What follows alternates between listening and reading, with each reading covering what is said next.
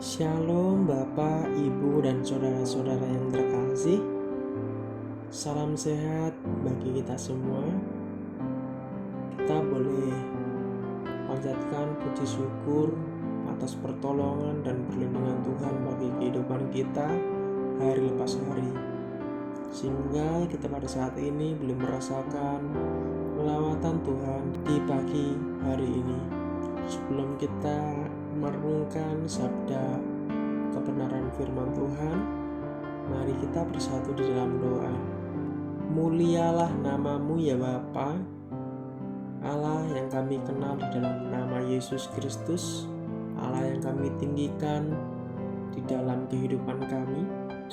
Kami bersyukur ya Bapa, kami boleh merenungkan sebagian sabda kebenaran firman-Mu pada pagi hari ini. Sebelum kami membaca dan merenungkan Tuhan, Engkau urapi kami, melawat kami, sehingga apa yang kami baca dan renungkan Tuhan, semua itu untuk hormat kemuliaan hanya bagi nama-Mu.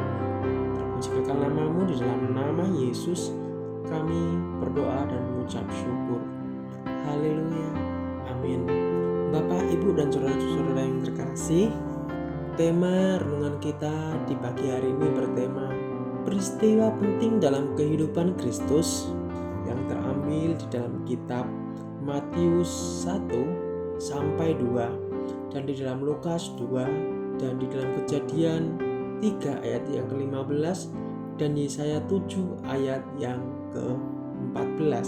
Poin yang pertama, kelahiran di dalam Matius 1 sampai 2, dan di dalam Lukas 2. Di dalam perikop ini terdapat beragam bagian dari kisah Natal yang akrab kita kenal. Permulaan dari kehidupan jasmani Kristus, Maria dan Yusuf, tak adanya kamar kosong di tempat penginapan, bayi di palungan, para gembala dan ternaknya, kelompok besar malaikat yang bersuka cita. Kita juga melihat para orang Majus dari timur yang mengikuti bintang ke Bethlehem dan membawa persembahan bagi Kristus, dan Yusuf, Maria, serta Yesus melarikan diri ke Mesir dan kemudian kembali ke Nazaret. Perikop ini juga menceritakan peristiwa ketika Yesus dibawa ke bait ketika berusia 8 hari. Kemudian ketika berusia 12 tahun, tinggal di bait dan berbicara dengan guru di sana.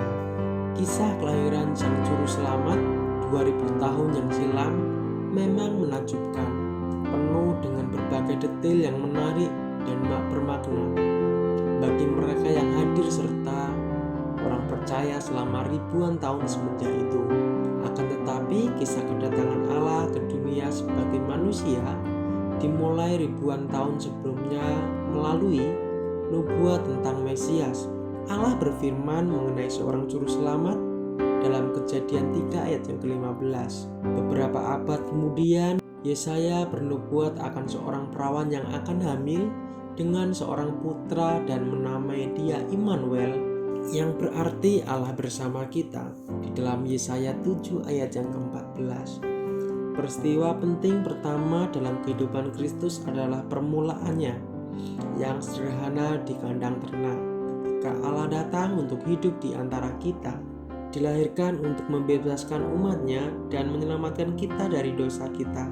Poin yang kedua, pembaptisan, terambil di dalam Matius 3 ayat 13 sampai 17 dan Markus 1 ayat 9 sampai 11, dan di dalam Lukas 3 ayat 21 sampai 23. Pembaptisan Yesus oleh Yohanes Pembaptis di Sungai Yordan merupakan tindakan perdana dalam pelayanan publiknya.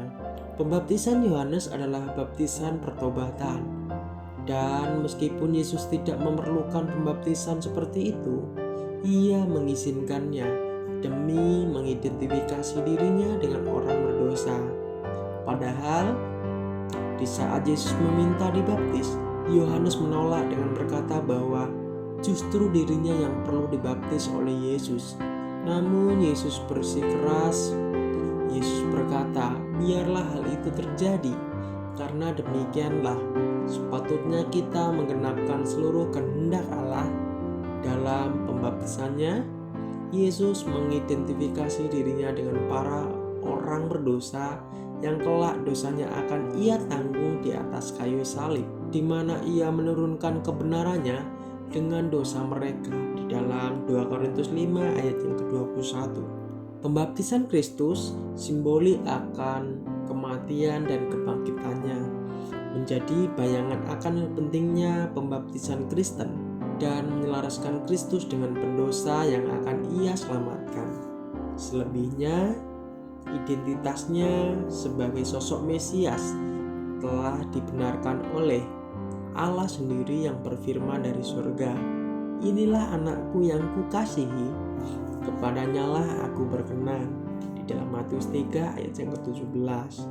Pada akhirnya, pembaptisan Yesus adalah penglihatan pertama Allah Tritunggal pada umat manusia. Sang anak dibaptis, sang Bapa berfirman, dan sang Roh Kudus turun seperti burung merpati.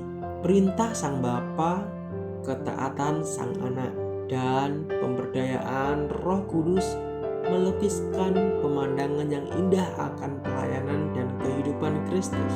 Dan poin yang ketiga, mukjizat pertama yang terambil dalam Yohanes 2 ayat 1-11.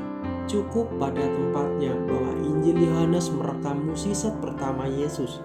Tema dan tujuan Yohanes dalam merekam kehidupan Yesus adalah mengungkapkan keilahian Kristus. Peristiwa ini ketika Yesus mengubahkan air menjadi anggur menunjukkan kuasa ilahinya atas unsur alam. Kuasa yang akan diungkapkan berkali-kali melalui mukjizat, penyembuhan, serta kendali atas elemen seperti angin dan lautan. Yohanes memberitahu kita bahwa mukjizat pertama membuahkan dua hasil, kemuliaan Kristus terungkap dan para murid mempercayainya di dalam Yohanes 2 ayat yang ke-11. Kodrat Kristus yang mulia dan ilahi tersembunyi ketika Ia menjelma sebagai manusia. Namun dalam peristiwa seperti mukjizat ini, kodratnya aslinya terungkap bagi semua orang yang mengamati. Di dalam Matius 13 ayat yang ke-16, para murid mempercayai Yesus. Namun mukjizat-mukjizatnya menguatkan iman mereka dan mempersiapkan mereka menghadapi masa-masa sulit ke depannya. Dan poin yang keempat, khotbah di bukit. Di dalam Matius 5 ayat 1-7 dan pasal yang ke-29. Salah satu khotbah yang paling terkenal di sepanjang sejarah disampaikan Yesus pada muridnya pada awal pelayanannya.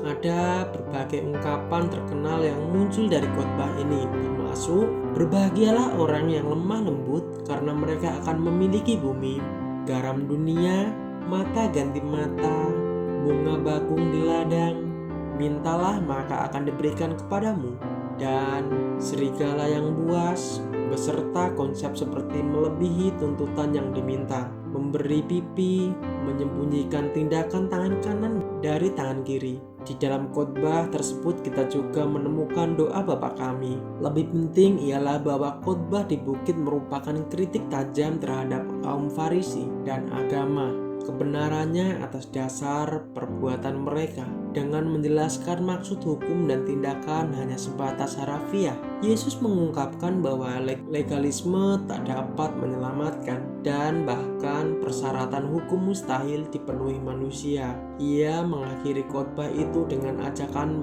beriman yang tulus serta himbauan bahwa jalan menuju keselamatan sempit dan tidak banyak yang menemukannya. Yesus mengumpamakan mereka yang mendengar perkataannya dan mempraktekannya, bagikan pekerja yang bijak yang membangun rumah mereka di atas pondasi yang kuat. Ketika badai menerpa, rumah mereka dapat bertahan. Amin. Mari kita bersatu di dalam doa. Terima kasih Bapa, kami boleh bersama-sama membaca dan merenungkan kebenaran firman-Mu. Terima kasih untuk perkenanan-Mu bagi kami semua. Terlebih penting ya Bapa, kami boleh belajar bahwa Engkau adalah juru selamat kami, dan kami mengimani Bapa, Engkau adalah Allah satu-satunya yang kami andalkan. Terima kasih, kami mau serupa dengan Engkau. Biarlah kehidupan kami terus memuliakan nama-Mu. Hanya di dalam nama Yesus, Allah penyelamat kehidupan kami. Haleluya. Amin. selamat pagi, selamat beraktivitas. Tuhan Yesus memberkati kita semua.